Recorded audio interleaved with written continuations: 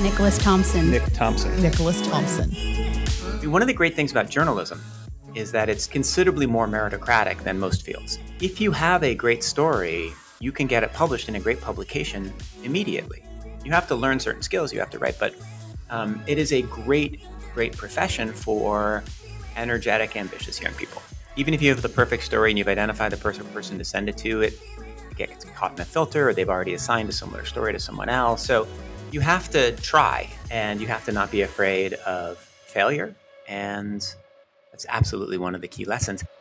This is Get Mic'd, a podcast about the ins and outs of what it takes to build a notable brand.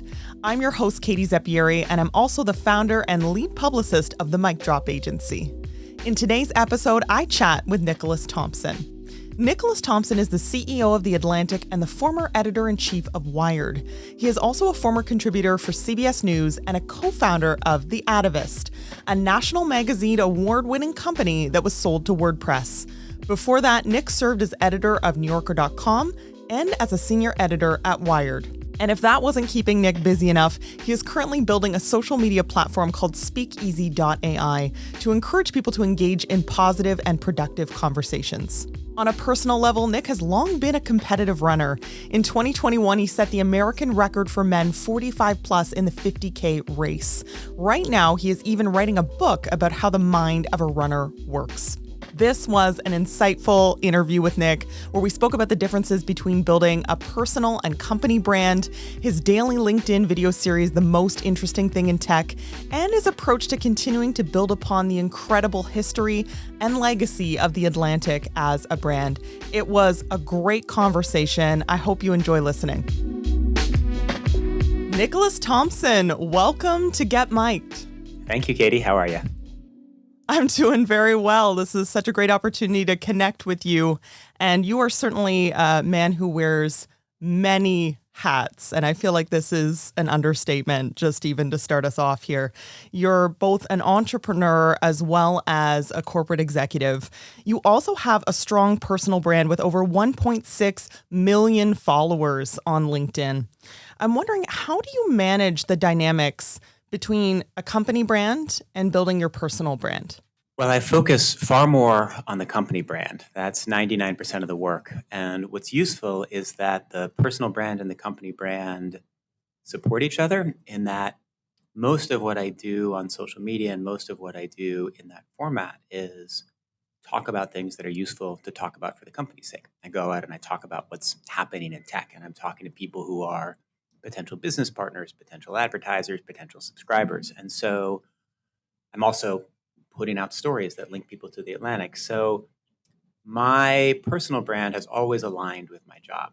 Right? I started being active on social media when I worked at The New Yorker, and then when I was the editor of Wired, and now at The Atlantic. And in all three places, having a good social media presence is useful for you, and it's useful for the company because it draws in readers and it draws people who can work with you. So the way I balance it is spend my time on the company, and then the personal brand kind of follows and supports.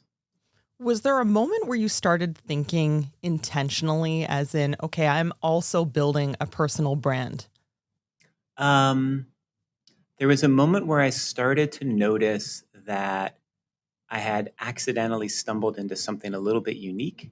I had a little bit of a brand for a while on Twitter, which is gone, which as a person who shared interesting long-form stories. And that was, was very committed to that. And I would tag them and I'd put them out at 10 o'clock every night. And then that kind of became not really part of the Twitter culture, and I stepped back from that. On LinkedIn, at some point I started doing these daily videos where I talk about the most interesting thing in tech. I don't even remember when I started, but they took off and they caught on. And what's interesting about it is I also started posting them on Twitter. It didn't work at all there. It just happened to be a thing that worked really well on LinkedIn. And so I started to do it, and it started to get momentum. I would get lots of positive feedback. It was something that nobody else was doing on LinkedIn. So it was less, I started doing that because it was fun, because I was at Wired. It seemed like a good way to kind of spread the message of what we were working on at Wired and what was interesting me at the moment. And then it almost sort of by happenstance became a fairly important and interesting thing. You had a really interesting entry point into journalism, I would say. And your sort of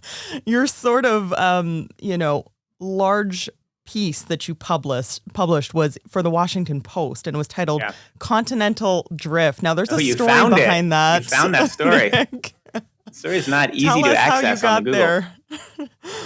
I mean, so it's interesting. I graduated college and was hyper ambitious in college and really focused on doing well at college, but had very little clue what I would do next. I had some notion of going to graduate school, playing guitar, maybe being a journalist. Who knew? But when I graduated, I had probably the least well planned out career of any of my peers. And so that's the summer of 1997. In that fall, I meet someone at a party, I talk to her. I get invited to apply to be an associate producer at 60 Minutes, CBS. Great job. I get offered the job. I go to New York. I show up, and the top executive there says, "Who are you?" I say, "I'm the new associate producer." He says, "What have you done in television?" I say, "Nothing." And he fires me on the spot. So shakes me up, right? What am I doing? But doesn't actually shake me up as much as it would now because, again, I didn't really have a plan. This had sort of fallen into my lap. So then I'm confused about what to do. And one of my best friends, who was starting graduate school in 9 months, one of my fellow college classmates, said that he was going to go traveling the world starting in Africa, and he was leaving in 2 weeks. And I said, "Great, I'm coming with you." And so I got my vaccinations. I flew to, I flew to Barcelona, and we traveled down to Tangiers in northern Morocco. And the very first day, I was a guitarist. It was still is one of my passions. And I brought my guitar, and I start playing in a train station. And this guy comes up and he says, "Hey, would you like to come back to my house and play guitar with my family? It's, Ramadan. Would you like to do that?" And my friend says, "This seems sketchy. I'm going on." And I say, "Well, you know what? I'll just meet you tomorrow. We have this other plan in Marrakesh." And so the guy's name is Muhammad. He comes back. I get in the car, and then he starts, driving really fast in circles. It starts getting scary, and then takes me back to the house. Locks me in a bathroom. Turns out that I'm kidnapped, and so he's a drug dealer, and he has these plans and goes through all my stuff. It's a scary, frightening experience. It's not life threatening, but it's frightening and confusing. About 24 hours later, he decides I'm useless. Right? I don't have any money with me. I'm clearly not going to help him distribute his drugs. He doesn't think he can get any ransom. Who knows what his plan is? And so he sort of throws me out on the street wherever I was. A couple hours away from Tangiers. I get to the train station to make my way, find my friends, and suddenly I have kind of a crazy story. And so then I'm back with my friend, meet up with a couple other friends. We travel through Africa, and at some point I said, "Well, I should write about this." And so I find the address of the travel editor of the Washington Post, and I say, "Hey, I'm in Africa. These things have happened. Can I write a story?" She says, "Sure, write it, send it." And so I write it up, and they like it. And so there's a story of a young man traveling in Africa with strange things happening to him. By the time they published it, I think I went down and, through Morocco into Senegal, into Burkina Faso, down into Ghana, over to Togo, and then flew down to South Africa, Zimbabwe, Zambia. So I had traveled a lot, and all kinds of crazy things had happened. And I put them all in a story, and there we were. So that was my first what piece. A story. That's how I first got published in journalism, my first reported story. That is very original, Nick. Yeah, it was a weird way to get in. Yeah, when young people are like, "So how did you get started in journalism?" I'm like, "Well, here's how." Don't follow in my footsteps exactly. It's not the best route, but it's funny when I got out, when I emerged from the kidnapping, they had taken $60, which is all I had on me. My friend Aaron, I remember him saying, "Well, for that experience, cost you $60 and you got a pretty great story. It's gonna be worth a lot more than that to you." I was like, "Screw you, help me process my trauma." And he's sort of thinking ahead. But he was clearly right. To get published in the Washington Post is an incredible accomplishment and really helps set the stage, I think, for what's next and what you can look towards for the future. A lot of people are really nervous about that sort of first pitch, getting that first opportunity often feels like the biggest challenge. What advice would you offer to someone in terms of a good pitch and getting a journalist to pay attention and care?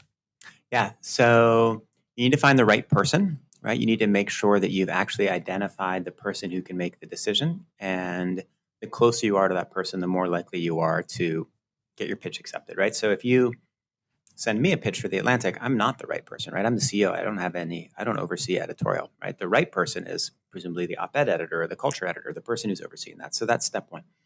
Step two is understanding what they're looking for, right? Each section, each person has a different kind of thing they're trying to do. If you're at Wired, you're pitching a story about gear, it's very different if you're pitching a magazine feature story.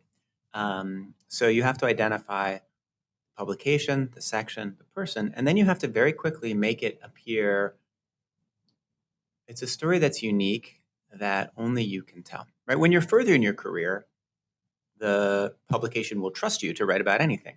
When you're unknown, it has to be something incredibly distinct, right? So if you're a person who's unknown and you say, hey, I'd like to write about the Republican presidential candidates, there's no way you're going to get assigned that story because everybody can write about the Republican presidential candidates. It will be assigned to the person with the best track record who is trusted to write the best story. But if you say, hey, here's this thing I saw, or here's this thing I know, or here's this thing I encountered, or here's this thing I figured out, you have a much better chance. And then writing style matters a lot. In the pitch, in the proposal, the editor will be looking at that, right? And every publication cares about it a ton, particularly the ones I've worked at, where there's a real particular voice, a real particular style. So I still remember the woman's name. Her name was Casey Summers, and I don't think I've maybe ever met her in person. But I don't know what it was about my pitch that she liked. I don't know what it is that caught her eye. I had been published before. I had written op-eds about, I had been a sort of a political activist in college, and I had written op-eds, and so I was comfortable writing and I had confidence in my voice. And I think maybe I didn't know how hard it was to get published. I just sort of assumed if you wrote a good pitch, so I wasn't scared. But I also, I was used to, those were back in the days of faxes, and I would fax op-eds to, 100 op-ed editors and just see who would take it. Do you think that that's part of it, is sort of having the courage to send quite a few pitches and put yourself out there multiple times to have the best chance of getting the right fit?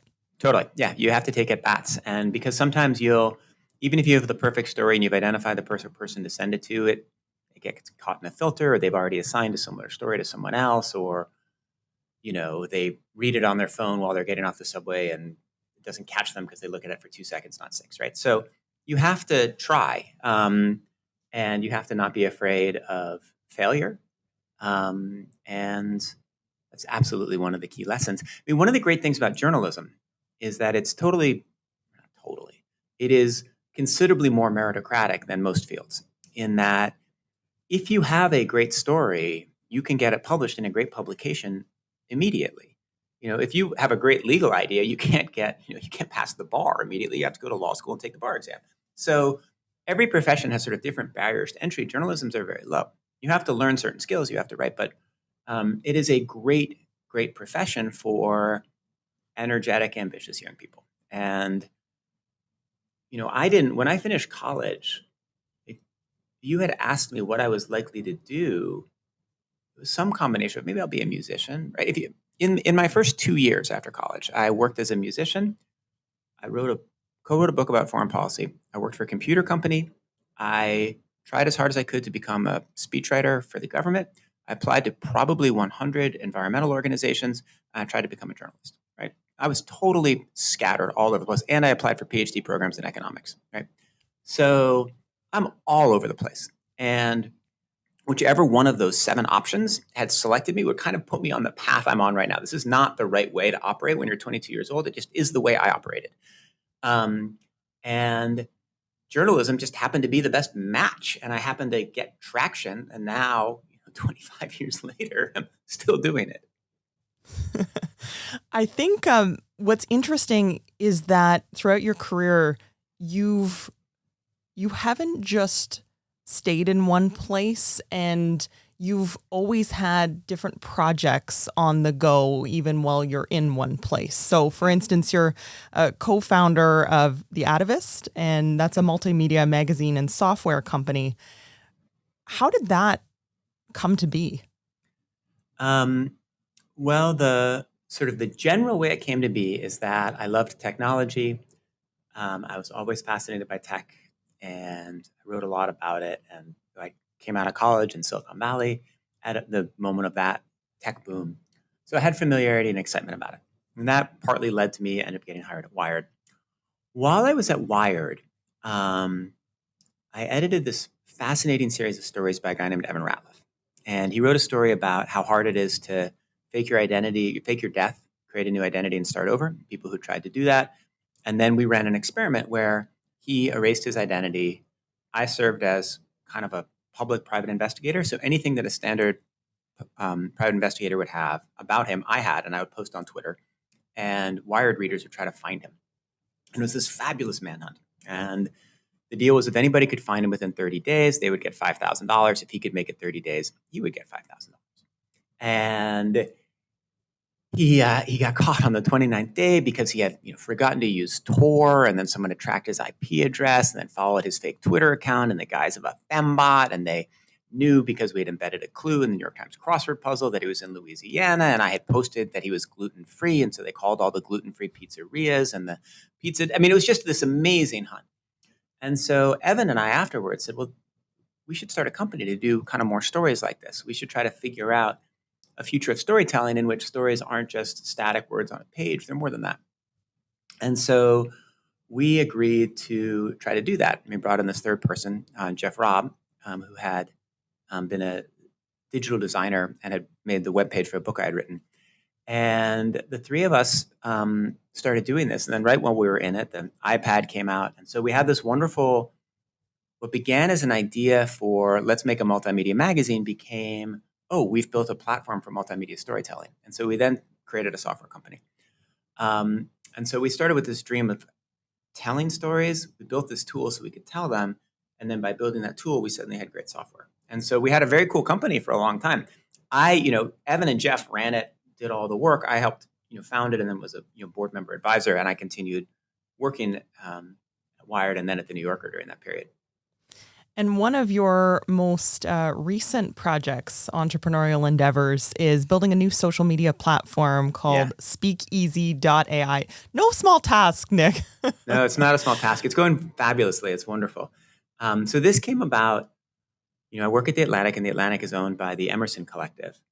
And so I went through this process last summer, having lunch with a friend of mine named Ian Bremer, and we were talking, well, what is the biggest, best thing that one could do to make democracy work better? And the point of The Atlantic is to publish stories that help America understand itself, of no party or clique. We were founded by abolitionists in 1857. What would be the thing that one could do right now to further that mission? And the idea was, well, what if you could make people communicate better online instead of having digital discourse drive people to extremes and drive people to disagree with each other? What if you could do the opposite?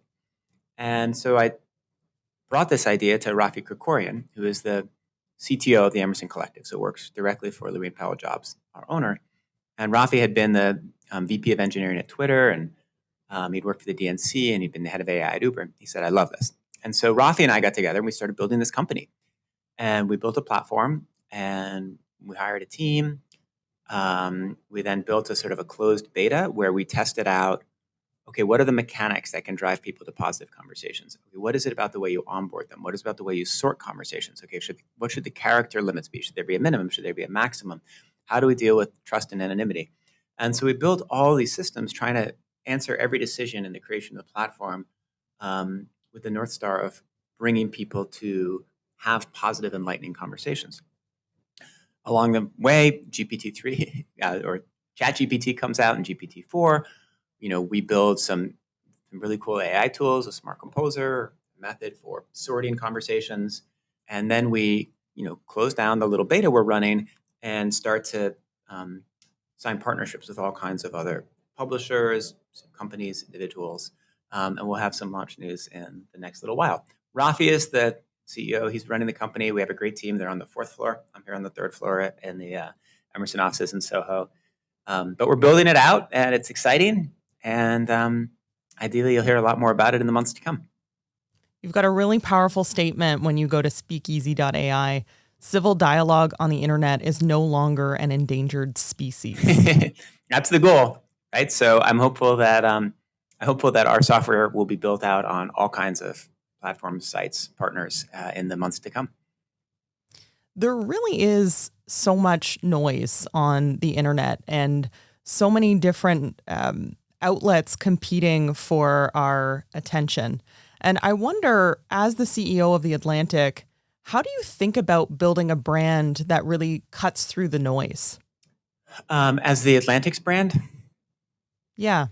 I mean, the Atlantic has an incredible brand. So part of what, I mean, a lot of publications have to sort of, you know, kind of put their founders like in a closet or close the door, and you sort of have to kind of hide where the brand comes from, right? But our founders, right? I mean, Harriet Beecher Stowe, Ralph Waldo Emerson, right? We have the greatest collection of founders. We have the most wonderful beginning. We were, trying to help America like save itself during the Civil War.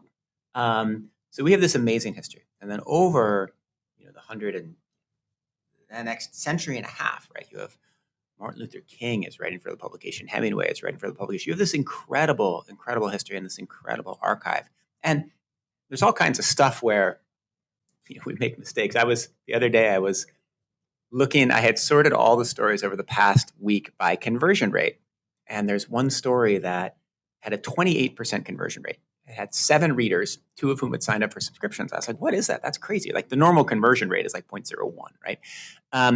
And turns out it's a story about how the Earth might be a hollow orb that we published in the 1870s, right? So we're not always right. I don't know why people are subscribing off this story, or 2 of them, but incredible stuff.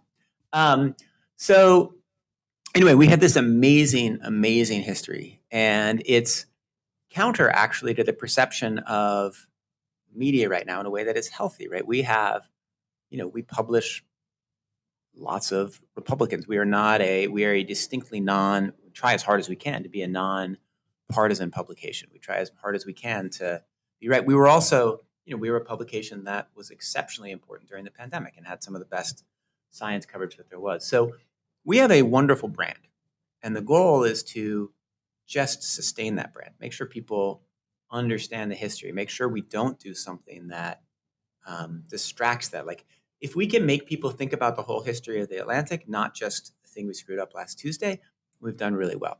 So then the question is, how do you get more people to know about it? And that's a challenge, right? That's getting out there on social media, getting as many people as you can to subscribe to the publication. And then there's also a trade-off because our business model is based on subscriptions. In order to drive subscriptions, you need to restrict access to some degree to your content, which prevents your content from traveling as far as it could. So there are a whole bunch of trade-offs embedded there. But we have a beautiful brand with a beautiful history. And it's much more about getting people. The principal goal is just to get people to understand the core of what we do. And it's nice to work at a place where you really have nothing to hide, right? Where you could say, examine everything. And if somebody does that, they'll probably like you more than if they don't. I want to talk a little bit about business models. And I think this is a really interesting topic, especially when it comes to magazines. You've played a key role in implementing digital paywalls at both The New Yorker and Wired, leading to significant increases in digital subscriptions. Yeah. What factors did you consider when you actually created those paywalls, and how did you navigate that challenge? I mean, there are a whole lot of factors you have to weigh. And when we did it at The New Yorker, I was working for David Remnick, who's one of my heroes. We had to model out, okay, how tight do you want the paywall to be? Because the tighter you make it, the more you'll restrict readership. And we didn't have any idea how tight you could make it. Secondly, with all 3 publications where I've worked on this similar project, there's a trade-off with advertising. And if you restrict viewers because you've put up a paywall and you've tightened access, you reduce page views and you reduce ad impressions. And so you can hurt another part of the business. So that's interesting.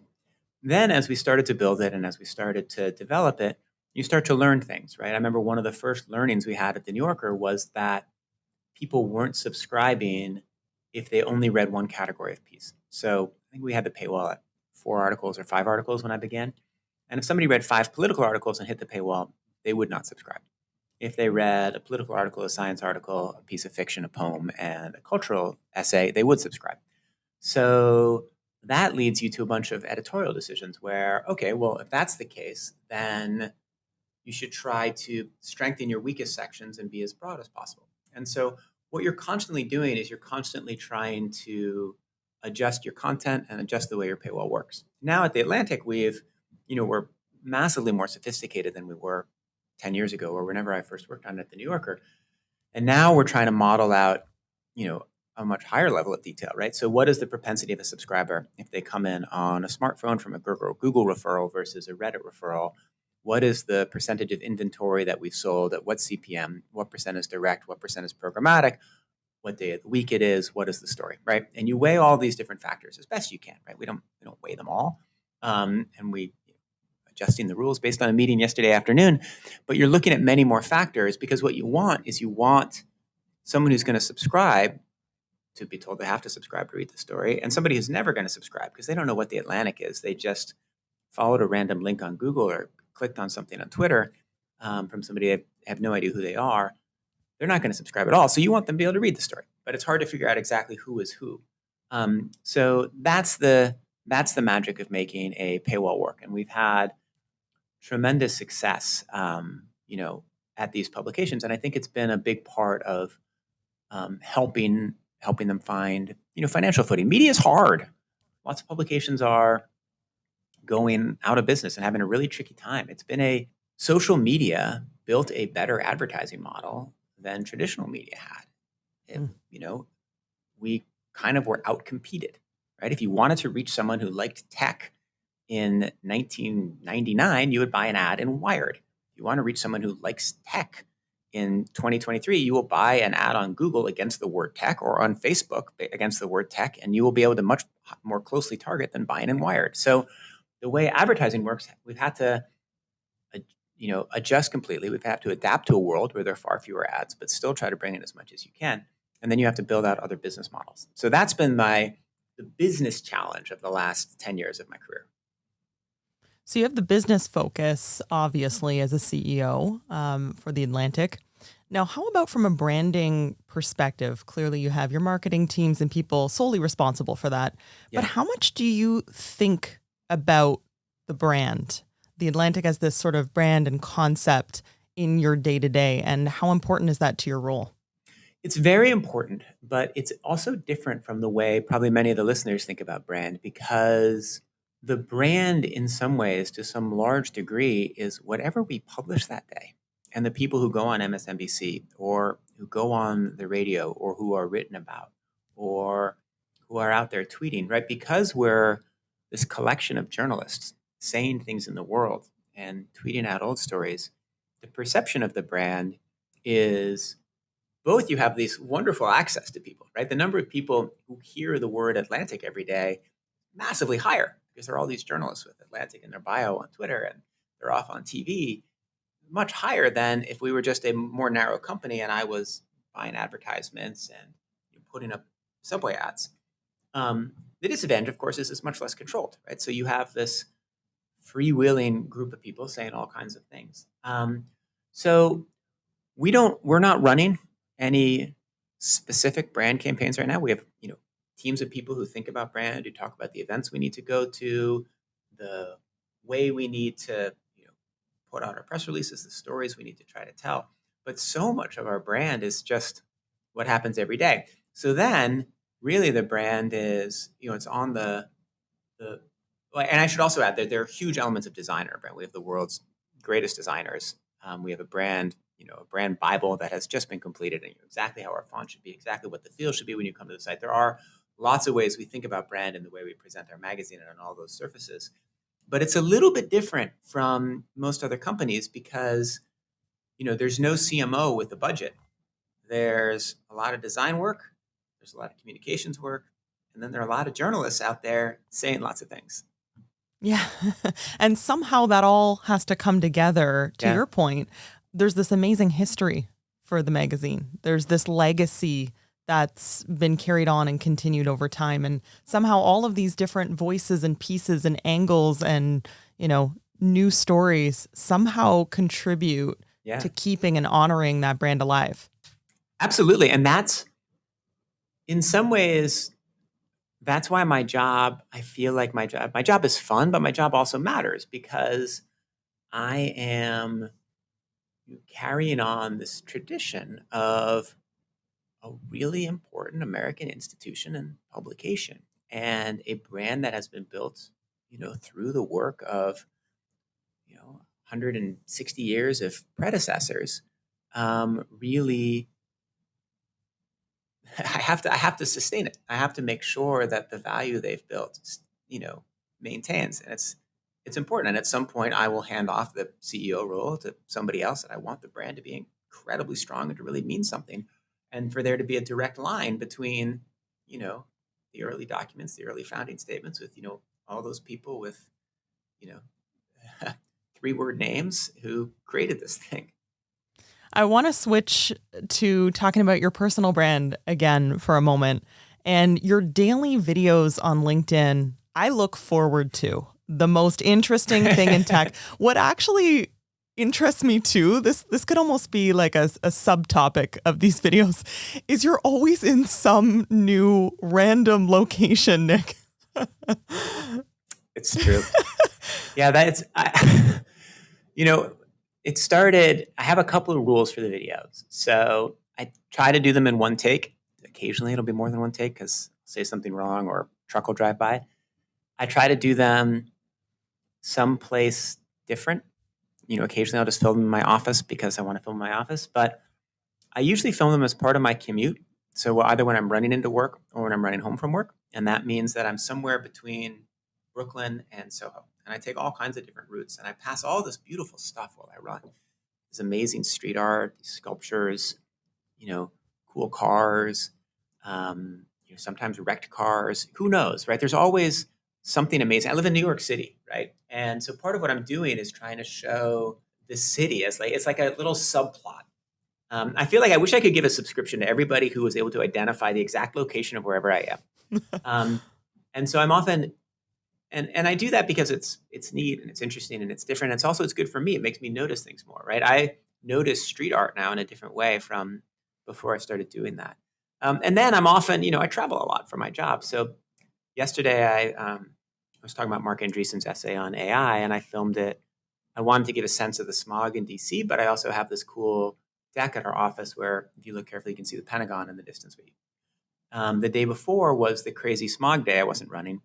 And so I filmed it on Houston Street to just give which is on my way to the subway, which is just a way to give a sense of the city. I think the day before that, I filmed it in front of some cool graffiti and some cool street art.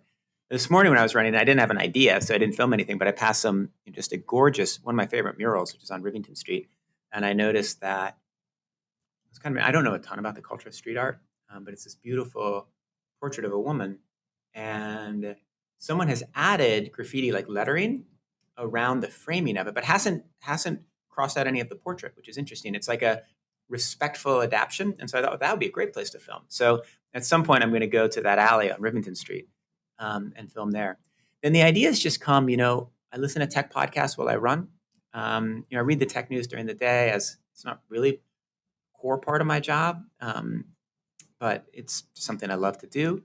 So I'm reading the tech news, I'm listening to podcasts, I'm talking to people. And then if I have an idea or something that strikes me as interesting, I go for it. So yesterday, right, I read Mark Andreessen's essay. Andreessen's essay is fascinating. I felt like people maybe are misinterpreting it or not thinking through it the right way or over-indexing on one side or the other. So I thought, well, this is a complicated essay. I'll summarize it and say what I think. And it was a little bit longer than normal. I have no idea what I'll do today. I'm going to run home. Maybe I'll film it. Maybe I won't. You are actually filming these daily. They're not batched. No, they're daily. Yeah, they're never batched. No, you can tell my outfit changes every day. I'm not like, I don't have multiple outfits in my backpack. I just put my wallet, my keys, my cell phone, my microphone. I put them in my backpack. I'm running to and from the work every day and recording them.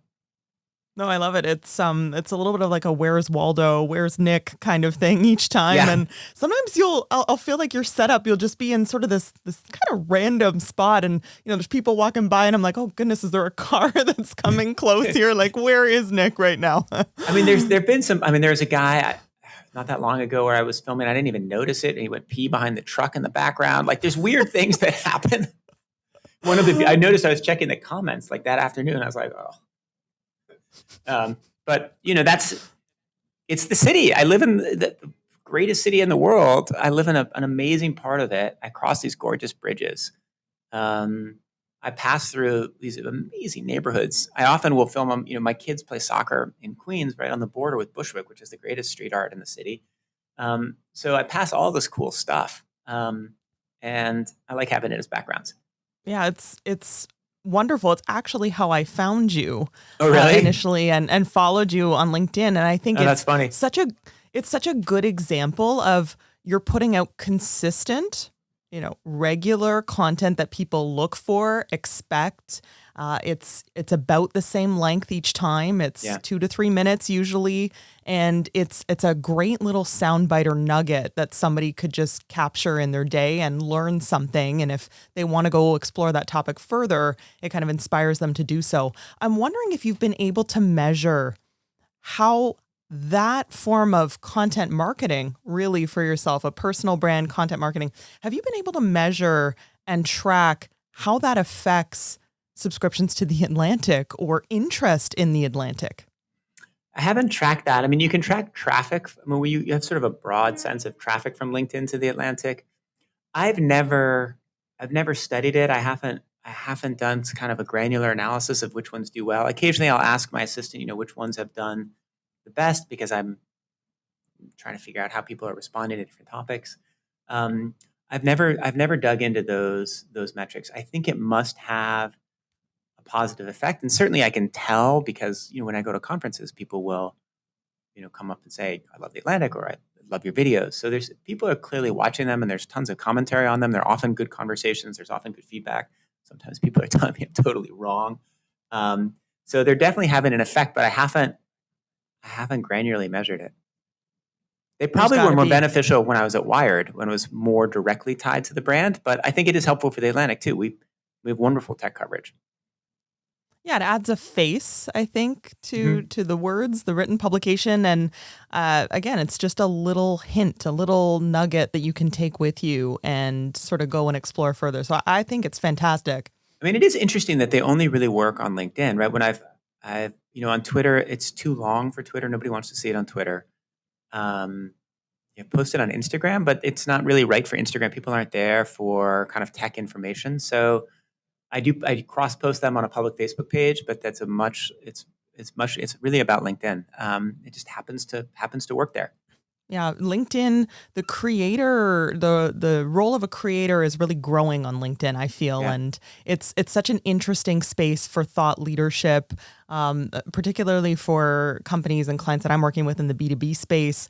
It's a great way to reach people, and even if, say, the likes or the comments aren't the same as what you'd get if you'd have like a really well watched video on Instagram or TikTok per se. I find the impressions on LinkedIn to be Mm-hmm. quite high when you really get the right topic. And it's interesting because just even having you showing up in someone's feed, them seeing you and getting a sample of what you're speaking about, that is building brand recognition in a really Yeah. powerful way. Yeah, I think that's right. And I think it's valuable and has the additional advantage of being fun. And the other thing I like about it is that I spent my whole life until I started this job as an editor. And one of the great things about being a journalist, and one of the things that pulled me in and kept me there, is that you learn new stuff every day, right? There's a forcing mechanism, right? You have to write a story tomorrow. So you have to know what's going on. You have to really pay attention. You have to understand trends in the world. You become a CEO, and you can get a step removed from that, right? Where, okay, well, today is mostly about managing this sort of this HR problem and figuring out where you can like save costs here and how to manage this investment. And I like that I set up the structure of my day so that, well, also, okay, wait, hold on. I'm not just listening to, audiobooks about how to be a better CEO when I'm running. I'm listening to the tech news, right? And I'm deep in it. And partly I'm in it because I love it. And partly I'm in it because I know I'm going to be be doing these videos. So it's a nice structural mechanism to keep my mind engaged in this thing I love. I think the other lesson for listeners is you don't have to overthink content. Yeah. I love that you try and do it in one take. I mean, you're a busy person. You can't be planning these in great detail, but I think just enough that you're multitasking, you're listening to what you need to listen to while you're on your run and kind of thinking about what the topic's going to be, and then you do it in one go if you can. And just that commitment of showing up daily could sometimes be scary for people, but I think we've seen the power. You've been doing this for about how many years now, Nick? 5 years, 6 years? I don't know, like a long time. I should go back. I'm pretty sure I started at Wired because it's more of a, I don't think I would have done it at the New Yorker because it's a little off. It's not as on brand for the New Yorker as it is for Wired. It's very on brand for Wired, which is both obviously more about tech, but also a little like zanier. And the editor of Wired should have a weird tech series in front of graffiti, whereas the web editor at the New Yorker should not. So I'm sure I started it at Wired. And I probably started it fairly early because I feel like I've been doing it for a long time. But I don't know exactly. You mentioned running, and I thought it was really interesting to learn that you run to work and you run home from work, and that's part of your daily practice. In 2021, you also set the American record in the 50K for men aged 40 to 45. That's a remarkable accomplishment while you're also leading so many other projects and a CEO, no less. So I'm curious, how has running and that aspect and that discipline shaped your approach to your business and life? I think running is a fundamental part of my life, and there are lessons from running that I apply to the way I work, and there are lessons from the way I work that I apply to running. In sort of the most specific level, it's a psychological break, right? I'm outside. I view running as something close to a form of meditation. If I have any form of meditation in my life, it's running, right? I play with my kids. I get the house ready, make breakfast. I run to work. I work, do my job. I run home, play with my kids, right? So it has like a psychological function. But there are also things you learn and there are habits you learn from running that are super helpful to work, right? There's the sense that when you run, you notice that if you just keep doing it, right? And if you're deliberate about it, and if you go pretty much every day, and sometimes you push yourself hard, you just get better, right? And you can feel yourself getting better, and you notice yourself getting better. And there's a sort of a level of discipline that you can then apply. You also learn mental practices, right? So when you run hard and when you race, you learn how to focus your mind, you learn how to push things to the side, you learn how to concentrate. And the same thing applies actually in a hard job, right? You learn how to stay focused, how to concentrate. And I feel like obviously there are ways that having a intense running life detracts from having an intense professional career, but there are also ways they build on each other. And I think some of the mental skills, even without doing it consciously, that I've learned at work have helped my running, and that in my running have helped my work. And so I continue to do it. I love it. I enjoy it, but I also think it's valuable. And then there's some other skills you learn when running. You learn about where your maximum is, what it takes to go above your maximum, when your maximum is actually a psychological barrier, when it's a real physical, biological barrier. And learning about that isn't as directly applicable to work, but there are ways that it applies. So I've been running. I ran in high school. I ran a little bit in college, but wasn't quite good enough, and stopped, and then took it up again seriously when I was 29. And so I've been running more or less fairly competitively, doing at least a marathon a year at fairly intense effort ever since then. And I'm just going to keep going until I get too injured or too old. And it's fascinating. You've done some several podcasts about running specifically. You've written about it, so I encourage listeners if they'd like to learn more to go check those out. Yeah, I'm writing a book about it now. You're writing a book about it now. What can you tell us about that? It's a story about my life in the sport. It's a story about what I learned about my father through the sport. He's introduced me to it, and then it's portraits of characters who I've competed with or whose paths I've crossed in running. who tell us something about the human condition and how running and the self-awareness that comes with it can help us work through complex situations in life. So it's portraits of different people and stories about myself. It's coming together. It's coming together in your pretty spare time. nicely. Yeah, it's going slowly because I'm busy, but I'm working on it. When would you have time to write in a day? I have to ask that. Well, I get up pretty early in the morning, and you could write then. I can write after the kids go to bed, and when I travel, I can write, and there's always time. You can always, and it's also I'm writing a book about running that is based partly on personal experience, right? It's not like I'm trying to unearth the secret documents that explain why the Berlin Wall went up, right? I don't have to be in a library. I can just be on my couch. So it makes it simpler. But it is also true that my editor is listening now. Like, I am aware that it's not going as fast as they would have liked when they have signed this. I think they understand. Yeah. I want to move into the mic drop lightning round. I've got a couple quicker questions for you here. Let's do it. It's fun is the word that you're looking for. Excellent. Yes, that was the word I was missing. Sorry, Katie. Okay. First up, I would love you to complete this sentence. To me, building a notable brand means staying authentic to yourself. It's much easier to build kind of like what I was saying about the Atlantic, it's much easier to build a great brand if there's a real story to tell that's true. What has been a memorable mic drop moment for your brand? And this can be for the company, this can be personally. Oh, I mean, this spring, we just won the third year in a row, we won a Pulitzer, and the second year in a row, we won the highest award in our industry for general excellence. And so that was pretty awesome. When we won the ASME for general excellence, it was amazing. What's one brand that you admire and why? I love Tracksmith. It's a running brand that makes beautiful clothing, tells beautiful stories, has grown in wonderful ways. And everything they make is great. What are 3 resources you'd recommend to someone looking to build their personal or corporate brand? Jeez. Can I ask you that question? What do you recommend? I mean, I haven't studied brand building. I mean, so one of the things that I did is when I started to spend time on social media, I made a list of the people who I thought had like really good brands or personalities on social media, right? And I would follow their accounts and I would watch them and I'd see, what are they doing? What are they not doing? Right. So I guess that's social media lists is number one, right? Who's doing it well? Watch them.